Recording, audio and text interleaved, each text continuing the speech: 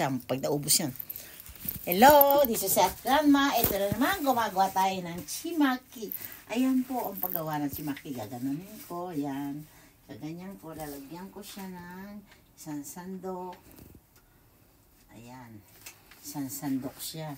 O, ngayon, itutupi ko lang to. Itutupi ko siya. Yan, tutupi ko siya. Ganyan ko siya. Gaganon ko. Pero kailangan may persa kayong pagganon yan. Yan, ganyan nyo.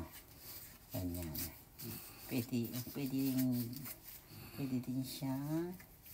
Ganon. Siguraduhin yung hindi papasukin ng tubig. Ayan. Ayan po. Chimaki po ang tawag niya. Ngayon, kumbaga sa suman po yan, pero karne nga lang ang laman. Ayan po. Tatali ko siya ng ganyan. Tali ko siya.